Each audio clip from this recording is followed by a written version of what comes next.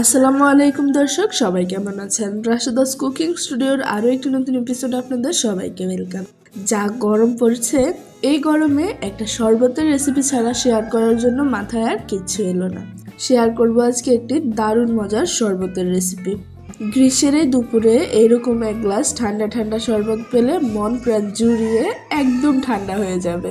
আর যেহেতু এখন পাকা আমের সিজন, তাই খুব সহজেই আপনারা এই শরবতটা বানিয়ে নিতে পারবেন। আশা করছি ভিডিওটি দেখার পর আপনাদের অনেক ভালো লাগবে।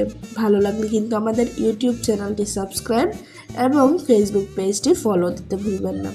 তো চলুন আর বেশি কথা না বলে রেসিপিটা দেখে নেওয়া যাক।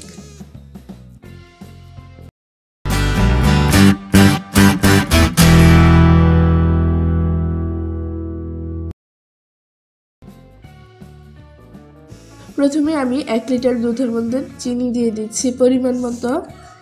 শরবতের মিষ্টিটা কতটুকু রাখতে চান সেই অনুযায়ী চিনিটা দিয়ে দিবেন। এবার এখানে একটা বাটিতে আমি কিছুটা দুধের মধ্যে 2 চা চামচ পরিমাণ কাস্টার্ড পাউডার মিশিয়ে নিচ্ছি।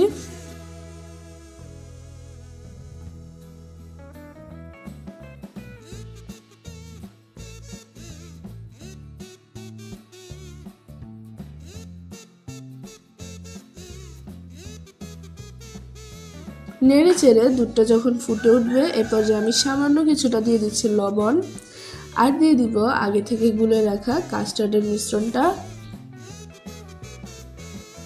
কাস্টার্ড বেশি দিয়ে দুধটাকে কিন্তু জমিয়ে ফেলা যাবে না।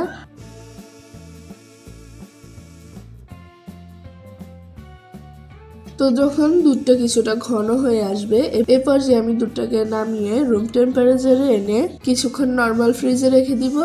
ততক্ষণে আমরা বাকি ইনগ্রেডিয়েন্টসগুলো রেডি করে নিব। একটা হাঁড়িতে পানি গরম বসিয়ে দিলাম। পানিটা ফুটে উঠলে আমি এখানে দিয়ে দিচ্ছি কিছু সাবুগুলো ততক্ষণ সেদ্ধ করে নিব যতক্ষণ না পর্যন্ত এগুলো ট্রান্সপারেন্ট হয়ে যায়।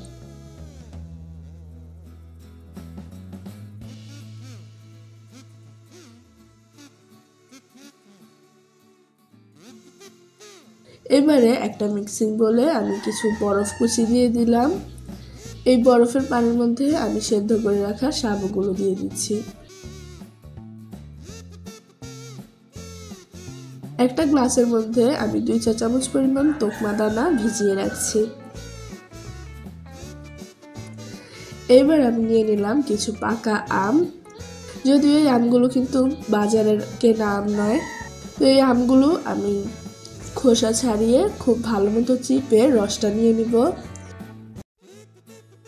আমি এখানে প্রায় 7-8টা আম খোসা ছাড়িয়ে রসটা নিয়ে নিয়েছি। এবার এটাকে আমি ব্লেন্ড করে নিব।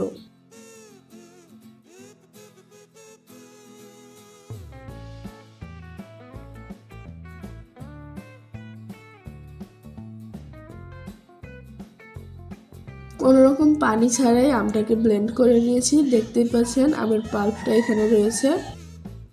এবার শরবতটা বানানোর পালা। একটা মিক্সিং বলে নিয়ে নিচ্ছি আগে থেকে জাল করে রাখা দুধ, দিয়ে দিব এর মধ্যে সাবুদানা, দিয়ে দিচ্ছি তোকমা দানা, এরপর দিয়ে দিচ্ছি আমের রসটুকু। সাবু, তোকমা, আমের রস এগুলো আপনারা আপনাদের পছন্দ মতো বাড়িয়ে এবং কমিয়ে দিতে পারেন। এবারে সবকিছু আলতো হাতে একটু মিশিয়ে নিতে হবে।